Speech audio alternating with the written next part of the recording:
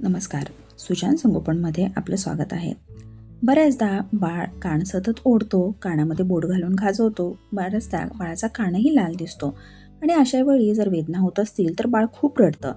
परंतु पालकांना नक्की बाळ असं का करत आहे याची समज येत नाही.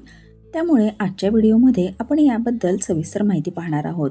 त्यासोबतच त्याची काही गंभीर लक्षणं आणि डॉक्टरांना भेटण्याची कधी आवश्यकता आहे हे देखील आपण या व्हिडिओमधून जाणून घेणार आहोत. त्यामुळे व्हिडिओ शेवटपर्यंत न स्किप करता पहा. व्हिडिओ आवडला लाईक, कमेंट, शेअर करा आणि सुजान संगोपन या चॅनललाही नक्की सबस्क्राईब करा. चला तर मग आपण आजच्या महत्त्वपूर्ण माहितीला सुरुवात करूया. लहान मुले बोलू शकत नाहीत. त्यांना काय त्रास होत आहे हे त्यांना सांगताही येत नाही.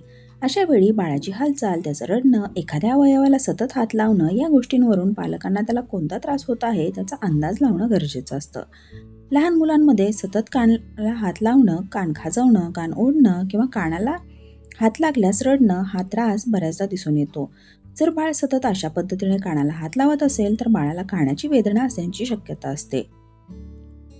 बाळ सतत दोन्ही हातांनी वारंवार कानाला स्पर्श करत राहतं.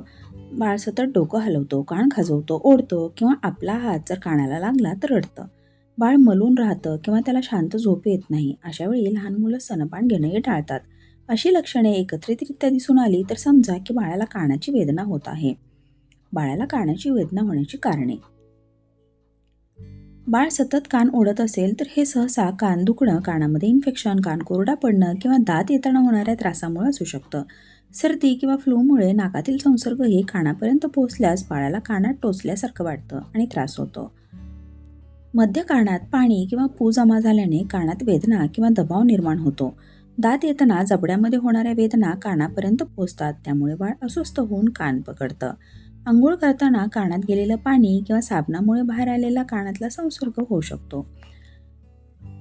त्यासोबतच दात किडणं, टॉन्सिलमुळे एअर कॅनलमध्ये बुरशी चढल्याने कानदुखीचा त्रास होऊ शकतो. कानात जास्त मळ साठल्यामुळे किंवा कोरडेपणामुळेही खाज सुटू शकते किंवा जडपणा वाटतो.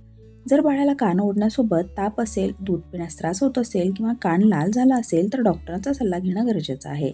काही वेळा बाळाच्या कानामध्ये कीटक जाऊ शकतो, त्यामुळेही प्रचंड प्रमाणात आणि अचानक कानदुखी जाणवते. बाळ सतत कान ओढत असेल तर या गोष्टी तपासून पाहणं गरजेचं आहे. बाळाला ताप किंवा सर्दी आहे का? बाळ नेहमीपेक्षा जास्त रडत आहे का? कानातून पाणी किंवा पू येत आहे का? कानामध्ये लालसरपणा, सूज किंवा जास्त मळ वाटत आहे का? बाळाचा कान दुखत असेल तर आपण काही प्राथमिक उपचार करू शकतो. बाळाचा कान दुखताना वेदना कमी करण्यासाठी बाळाच्या कानावर 10 ते 15 मिनिट हलका गरम कपडा ठेवावा. कानदुखीमुळे बाळाला स्तनपान घेता येत नाही. अशा वेळी बाळाला आईचं दूध चमच्याने द्या. आहार मऊ, पातळ आणि सहज खाता येईल, गिळता येईल असा कोमट स्वरूपाचा द्या. डॉक्टरांच्या सल्ल्याशिवाय कानात कोणतंही तेल, औषधी थेंब किंवा कापूस घालणं टाळा. बाळाला झोपवताना त्याचं डोकं थोडंसं उंचीवर राहील असं ठेवा, जेणेकरून कानातील दबाव कमी होईल. बाळाला जास्तीत जास्त दूध किंवा पाणी पाजा. गिळण्याच्या प्रक्रियेमुळे कानातील नलिका उघडतात आणि वेदनेपासून आणि त्याच्यापासून दाबापासून थोडासा आराम मिळायला मदत होते.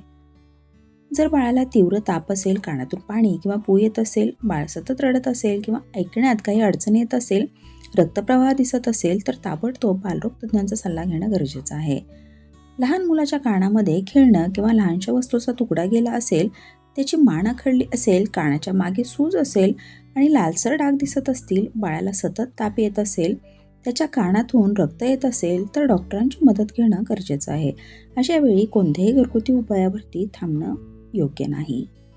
आशा आहे हा व्हिडिओ आपल्याला नक्कीच मदत करणारा ठरला असेल. सुजान संगोपन या चॅनलवर बाळाच्या विकासातील असेच उपयुक्त माहितीचे व्हिडिओज आपण पाहू शकता. त्यासाठी चॅनलला एकदा नक्की भेट द्या. हे व्हिडिओ जर तुम्हाला आवडले तर व्हिडिओला लाईक करा, कमेंट करा, शेअर करा आणि चॅनललाही नक्की सबस्क्राईब करा. परत भेटूया अशाच नवीन आणि उपयुक्त माहितीसह. आजचा व्हिडिओ पाहिल्याबद्दल खूप खूप धन्यवाद.